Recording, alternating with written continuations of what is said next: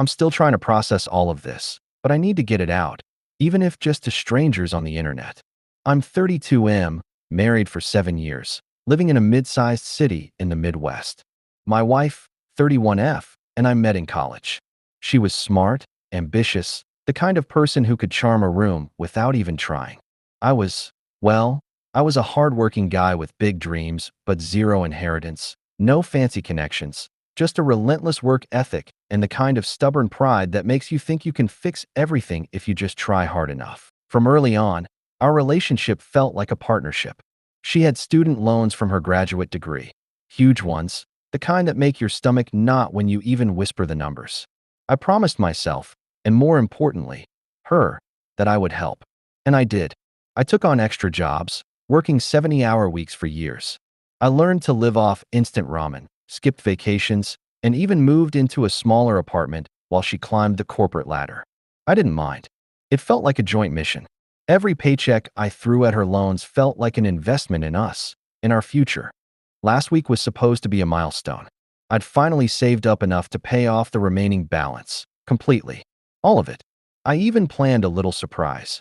I was going to come home early Friday, slip the final payment notice into the mail slot, and celebrate the freedom we'd earned together. I imagined her face when she saw it, imagined the hug, the relief, maybe even the quiet moment of pride in knowing we'd done it together. But what I walked into instead, I don't even know how to explain it without sounding insane. I had just unlocked our apartment door and stepped inside, still humming some random playlist from work to calm myself after the week, and there she was. In our bedroom. Not alone. There was a man I'd never seen before, sitting on the edge of our bed like he belonged there. And my wife. My wife was laughing, leaning back against the headboard, casual, almost bored, telling him, he'll never leave me. He's too broke without me. Time froze. My brain couldn't process it at first. I just stood there, the bag with the payoff notice slipping from my hand and hitting the floor. My heart was hammering in my chest, so loud I thought she'd hear it. I must have looked like a ghost because she didn't even flinch, didn't even notice me. She just kept talking to him. You know, he busts his ass all week just to pay my loans, and he doesn't even know how much I make. I could leave him anytime, and he'd be screwed. Totally screwed, she said, like this was some joke we were all supposed to laugh at. I remember my knees buckled, but somehow I didn't scream. I didn't run. I just fumbled for my phone. I didn't even think at that moment. My hands were shaking so badly I nearly dropped it again, but I hit record before I made a sound. Every word, every smug laugh, every casual cruelty she tossed out, recorded. Because deep down, I knew I couldn't trust my memory to be sharp enough to remember it all. I left without a word. No confrontation, no fight. I just walked out. Somehow I got to my car, and I drove around for an hour, just trying to breathe. I still had the final payment in my bag, still holding proof of everything I had sacrificed for our life together, and all of it felt worthless in that moment. I haven't touched the money yet. I don't know if I will. I don't even know what comes next. I know she thinks she's untouchable, that I'm just some broke loser she can manipulate. But that recording is going to be everything when the time comes. I don't even know how to explain how surreal it felt to hear her, the woman I trusted with my entire adult life, talk like that about me to a stranger in our bed. And that's just the beginning. This is the story of how I went from being completely devoted to someone to realizing everything I built was a lie, and the one thing I thought I could control, the payoff, the proof of my commitment, ended up being the key to turning the tables. After that day, everything felt like it was moving in slow motion, even though life outside was spinning faster than ever. I didn't go back inside our apartment. I couldn't. Every time I thought about it, I felt this gnawing pit in my stomach, a mix of rage, disbelief, and shame I couldn't shake. I ended up crashing on my buddy's couch that night. We hadn't hung out in months, and I think he could tell something was off the second I sat down. Dude, what the hell happened? He asked, concern written all over his face. I stared at the ceiling for a long time, trying to make sense of it, and finally just told him everything. The student loans, the 70-hour weeks, the surprise payoff, and then that. How she just, without a second thought, undermined every sacrifice I'd ever made. He just shook his head, muttering, "That's insane. I didn't sleep. Not that night, not really. I kept replaying the scene over and over. Her laugh, The way she said, "He's too broke without me," like it was some kind of badge of pride. And me, thinking I was doing all of this for love, for partnership, for us. I'd been so blind. I spent the next couple of days in a haze. I called in sick to work, though my boss didn't even blink. He knew I had been working nonstop, grinding until I was about to collapse. I didn't want anyone to see me. I didn't want anyone to ask how I was. I just hid. Eventually, though, reality started to creep back. I couldn't just vanish forever. I had bills, responsibilities, and a life that hadn't suddenly stopped existing because my marriage had gone off the rails. That's when I started thinking about the recording. I hadn't listened to it in detail yet, just glanced at it, making sure it was still there. Every word she had said was crystal clear. Every laugh, every condescending tone, it was all there. And the more I listened, the angrier I got. Not the kind of anger that makes you yell, but the kind that burns in your chest and makes your hands shake. I realized I couldn't just confront her. Not yet. Not until I had a plan. I couldn't go in blind, because I'd end up being the one who got hurt the most. So, I started documenting everything. Every extra hour I'd worked, every payment I'd made toward her loans, every time I'd skipped something just to make sure the bills were covered. I dug up old bank statements, receipts, emails, anything that could prove how much I had sacrificed. And at the same time, I made a backup of the recording, multiple backups, on cloud storage, on a flash drive, and even emailed a copy to myself with a timestamped account I rarely used. I also started researching lawyers. I didn't even know where to begin, but I knew one thing. I wasn't going to let her gaslight me or spin this into some story where I was the villain. I'd seen enough of those Reddit posts, enough courtroom dramas on TV, to know that people like her could manipulate the narrative if I wasn't careful. And she was good at manipulation. Hell, I had been falling for it for years without even realizing it. Meanwhile, she acted completely normal when I tried to text her. I sent a few messages, nothing dramatic, just checking in. She responded with her usual tone, like nothing had happened. Like I hadn't seen her betrayal with my own eyes. It was infuriating. I almost wanted to confront her there and then, but I held back. I couldn't. I had to keep my composure. I had to play the long game. One thing that hit me harder than anything else was thinking about our friends. Our circle, the people we trusted, who had all seen me grinding for years, paying off her loans, thinking we were building a life together. Did she tell them about me being too broke now? Did she brag about how much control she had over me? The thought made my stomach churn. I realized quickly that this wasn't just a personal betrayal. It was a complete rewriting of reality. At work, I tried to keep my head down, but I couldn't focus. Every time I typed an email or stared at a spreadsheet, my mind drifted back to that bedroom scene. I started noticing small things, the quiet moments when colleagues would talk about relationships, how they'd joke about someone having someone on a leash. I'd almost smile, ironically, because I knew exactly what that felt like, but the smile would quickly die, replaced by this heavy mix of sadness and fury. By the end of the week, I had a plan forming in my head.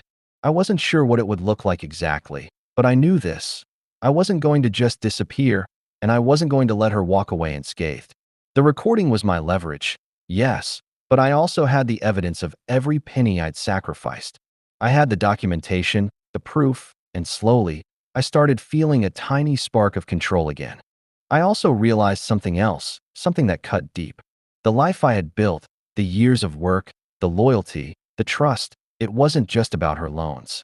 It was about my dignity, my self-respect, and she had trampled all over it. That thought alone fueled something I didn't expect. A cold, methodical drive to see this through, not for revenge, not for pride, but for me. So I started mapping it all out. Step 1, lawyer. Step 2, make sure every payment, every sacrifice, every late-night grind was documented. Step 3, use the recording strategically. I didn't know when or how yet, but I knew I wouldn't rush. I couldn't. Impulse would ruin everything. And so I waited. I stayed quiet. I worked on myself, quietly gathering evidence, quietly planning, quietly rebuilding the shattered parts of me that had been lost in those 70-hour weeks. She thought she had the upper hand. She didn't even know the storm that was coming, the one that was being meticulously assembled with every word she'd spoken echoing in my mind. I was in this strange mental zone, a mix of exhaustion, anger, and this odd, meticulous focus that only comes when someone's betrayed you so completely. I had started meeting with a lawyer. Not the just talk and see what happens kind, but the type who immediately saw the leverage I had in the recording. The first meeting felt surreal. I wasn't used to being on this side of anything legal. Usually, I was the one grinding, doing the work, staying silent, and hoping everything would work out. Now, for the first time, I had the upper hand. Are you sure you want to go forward with this? The lawyer asked, flipping through the documents I had brought. Bank statements, proof of loan payments, emails showing her communications, and of course, the recording. You have the evidence, but this will get messy. Very messy. I nodded. Messy didn't scare me. What scared me was pretending nothing had happened, pretending like I hadn't spent years being manipulated. I wanted the truth, unfiltered, and I wanted accountability. The lawyer smiled faintly. Good. Because this is going to be one of those cases where facts matter more than feelings, and you have facts. A lot of them. It felt almost satisfying hearing that. For years, I had been the one giving everything, sacrificing sleep, social life, mental health, all for someone else. Now, the tables were turning. I kept the recording private. I didn't play it for anyone except the lawyer. The idea of sharing it with friends or family before it mattered was terrifying. It could backfire, it could leak, it could spiral out of control. No, this had to be precise, calculated. I had to make sure that when it hit hard. Meanwhile, she acted completely normal. Like nothing had happened. Like she didn't just trample every ounce of trust one had. I'd get texts from her, short, friendly, almost teasing. Hey, want to grab dinner? She didn't know I was documenting everything she said and did. Every interaction was filed away in my mental and digital archives. Every lie, every attempt to normalize her actions, was proof I was keeping for the eventual confrontation. The hardest part was dealing with the emotional hangover. Some days, I felt like my entire life had been a lie. Other days, the anger bubbled up so violently I wanted to scream, smash things, just let all of it out. But I couldn't. I had to stay composed. I couldn't let her see me crumble, not now, not ever.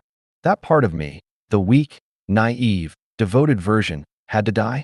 I had to rebuild into someone unshakable, someone she couldn't manipulate with a word or a look. At work, I kept grinding, partly because it was my escape, partly because I knew I needed financial security. She had made fun of my broke status, and I wasn't going to let that narrative define me. I was proving something to myself, not her. Every project I finished, every extra hour I put in, every ounce of energy I threw into my career felt like building armor around myself, preparing for the storm ahead. Then came the first test of my patience. She tried to gaslight me indirectly through mutual friends. He's fine, one of them said, completely unaware of the recording or my knowledge. He's just working a lot. You know how he is. I wanted to scream at them, to spill everything, but I didn't. Instead, I stayed calm. Every conversation, every attempt to minimize what she had done, only strengthened my resolve. I also started noticing things I'd missed before, little details that made her behavior clearer. The subtle manipulations, the way she would hint at money, at control, at dependence, all cleverly disguised as affection. I had been blind, but now I was hyper-aware. I could see it in every interaction, in every casual remark. She thought she was untouchable. She wasn't. Not anymore. At home, I didn't go back. I couldn't. The apartment was hers now, in her eyes. But I kept tabs, legally, through neighbors, through friends who didn't even realize they were observing for me. Every time she thought she was in the clear, I was gathering information, silently building my case. The recording was the cornerstone, yes, but it wasn't enough on its own. I needed context, proof of my sacrifices, proof of the imbalance, proof that she had exploited me completely. And then came the moment when I realized just how much control she had thought she had over me, and how much she underestimated me. She reached out one night, trying to engage me in casual conversation. Almost flirtatious, almost innocent. I listened, kept my voice calm, my replies measured. Inside, I was boiling, but I didn't show it. Instead, I started crafting my strategy. How to use the recording, how to use the financial documentation, how to ensure that the divorce, and any fallout, was completely in my favor. It wasn't about revenge anymore. Not really. It was about reclaiming my life, reclaiming my dignity, and finally showing her, and myself, that I wasn't the powerless, naive man she thought she could control. Every sleepless night, Every extra shift, every dollar I had spent paying off her loans had built me into someone capable of confronting this head-on. And I was ready. I still remember lying in my friend's couch one night, staring at the ceiling, thinking about her words, "He's too broke without me." I smiled then, quietly, almost cruelly. She had no idea what she'd unleashed. She had underestimated not just my patience, but my resolve. I was done being the victim. And when the time came, everything she had said, everything she had done, would come back to her, not just as proof, but as a reckoning she couldn't ignore. I had officially started the legal process. Filing for divorce felt like stepping into a storm I knew I couldn't control, but the recording, the documentation, the financial proof, it gave me a sense of structure in all the chaos. The lawyer reassured me. Everything I had meticulously gathered over the past few weeks would make this a strong case. She might have thought she was untouchable, but she hadn't counted on precision, patience, and planning. I filed the papers quietly. No dramatic announcement, no confrontation. I just went through the motions, each step deliberate. Part of me hated the sterile, bureaucratic process. It felt cold, impersonal, but another part felt relief. Relief that I wasn't at the mercy of her whims anymore. Relief that the law was on my side, that the years of sacrifices were documented, that her words, "He's too broke without me," were captured in crystal clear audio. Once the filing was official, things escalated quickly. She tried to act casual at first, sending passive-aggressive texts, asking about dinner plans, laughing at jokes that weren't funny, all while I knew exactly where I stood. I didn't respond much. Short replies, neutral tone. No anger, no pleading, no explanation. I could feel her frustration growing, and part of me savored that. Not because I wanted revenge, but because for the first time, she wasn't in control. Then came the initial mediation session. I walked into that room feeling strangely calm. She looked perfect, polished, like nothing had changed. Her charm had been her shield for years, and she thought it would work now too. But I had armor of my own, evidence, documentation, and a lawyer who knew exactly how to use the recording. When the mediator asked why I was seeking full financial accountability, I didn't flinch. I didn't need to embellish or dramatize. I simply stated the facts. The loans I had paid off on her behalf, the financial sacrifices I had made, the emotional labor I had invested. And then I let the recording do the heavy lifting. I played it once, just once, and watched as her perfect composure cracked. Her face went pale, the first sign of guilt, fear, or both. I couldn't tell, and I didn't care to. All I saw was reality, unfiltered, finally visible. She tried to talk over it, tried to justify herself, but it didn't stick. Every word she said was a direct contradiction of what was on that recording. I sat silently, letting the evidence speak. And it did. Every smug laugh, every dismissive remark, every cruel assertion, captured and undeniable. The mediator had to pause the session just to let everyone process it. That moment, sitting there while the woman I had trusted for 7 years struggled to explain herself, felt surreal. I realized I hadn't felt this empowered in years. After the mediation, I didn't celebrate. There was no cheering, no relief. Only a quiet acknowledgement that the first round of truth had been delivered. But I felt lighter, somehow. Lighter because the burden of carrying the betrayal alone was lifting. Lighter because I knew the rest of the process would be guided by facts, not manipulation. Outside the legal world, life continued. I started reclaiming parts of myself I had ignored for years.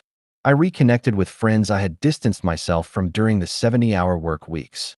I took long drives alone, just to think, just to breathe.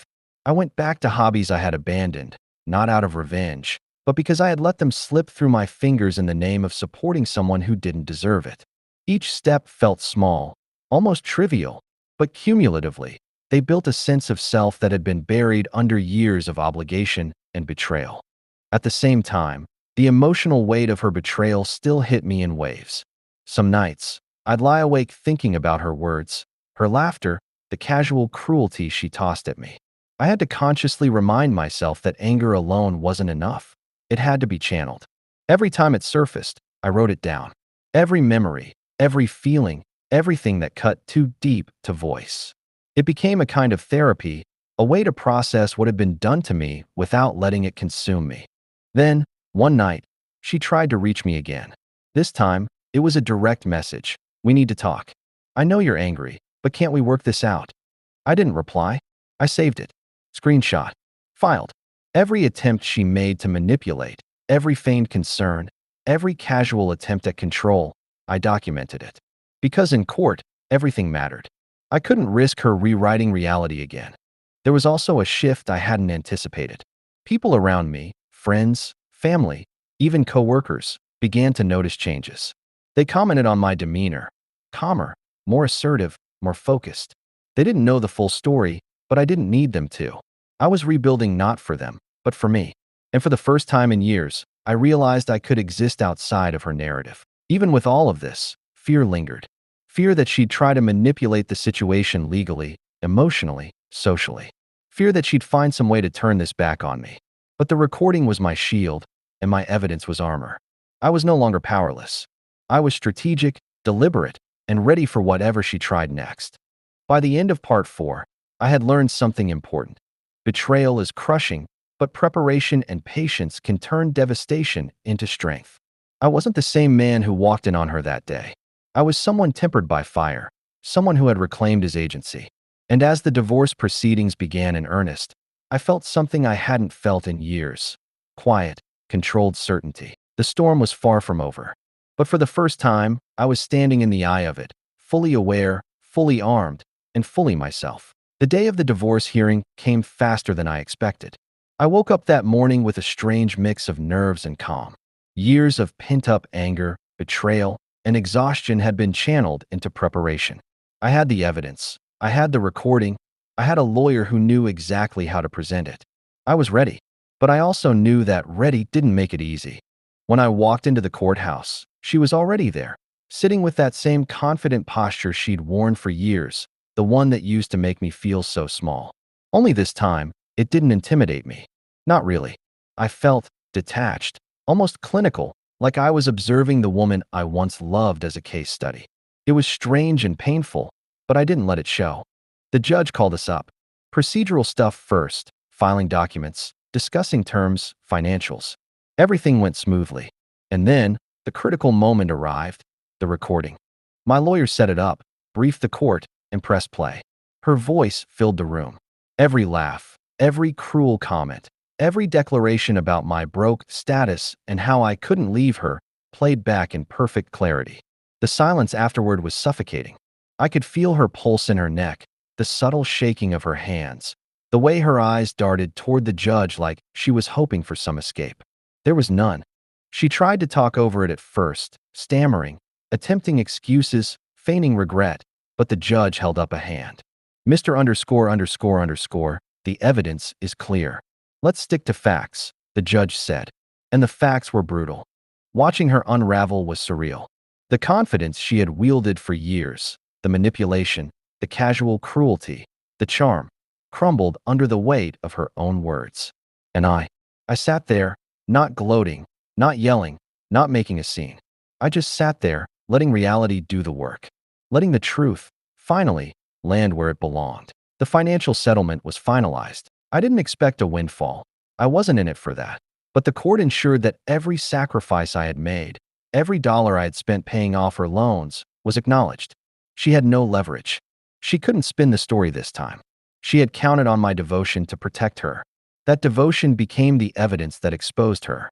When the papers were signed, it felt quiet, almost anticlimactic, in the sense that I had imagined some grand, explosive moment of revenge. But in reality, the moment was internal. It was the deep exhale after years of holding in everything. It was the knowledge that I had survived her betrayal, that I had reclaimed my life, my dignity, and my autonomy. After the hearing, I went back to the apartment one last time.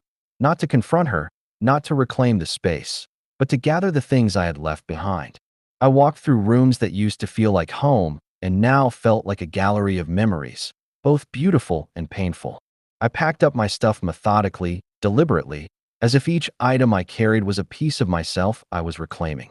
Outside, the air felt different. I felt different. For the first time in years, I didn't feel like I was living for someone else's narrative. I didn't feel trapped by obligations, by manipulation, by a false sense of partnership. I was free, not just legally, but emotionally, mentally, free to rebuild, free to live on my terms. Friends reached out afterward, some cautiously, some with awe. Most didn't know the full story, but they could sense the change in me. I didn't need to tell them everything. I didn't need to justify myself. What mattered was that I had walked through fire and emerged intact, stronger, smarter, wiser. I even went back to my career with a renewed focus. The long hours, the extra jobs, it hadn't been wasted. They had built resilience, discipline, and now, independence. I started making plans I had shelved for years. Travel, investments, hobbies, things that had nothing to do with anyone else. Things that were purely for me. And yes, there were moments when anger flared up again. Memories of her words, her laughter, her smugness. But now, they were tempered by perspective. I knew I could never trust her again, and I didn't need to. I had all the evidence, all the proof, and most importantly, I had my own life back. The recording, the lawyer, the meticulous documentation, it wasn't about humiliating her. It was about ensuring justice in a world where manipulation often goes unpunished. It was about reclaiming my narrative and proving to myself that I was not powerless, that I could confront betrayal without losing myself. Now, years later, I look back and realize something. It wasn't just about the money or the loans or even the marriage. It was about respect, self-respect, dignity, and the quiet, unshakable knowledge that I had refused to be broken. She had thought she could control me, diminish me, bend me to her narrative. She couldn't. Not then, not ever again. I've rebuilt. Slowly, methodically. I've allowed myself to trust again, but carefully, and I've learned to value honesty above charm, substance above appearance. And the most important thing? I know now that no one, not even someone you love, has the right to make you feel powerless. You reclaim your life, piece by piece, in whatever way you can. That's the only victory that truly matters. Walking out of that courthouse, knowing the recording had done its work, I felt something I hadn't felt in years: relief. Not vindictive relief. Not gloating relief. Pure, unfiltered relief. I was finally free. And for the first time in a long time, I felt like myself again. If you made it all the way to the end, thanks for sticking with me. I really appreciate it. If you enjoyed the story, consider subscribing to the channel and giving the video a like. It helps me share more stories like this. Thanks.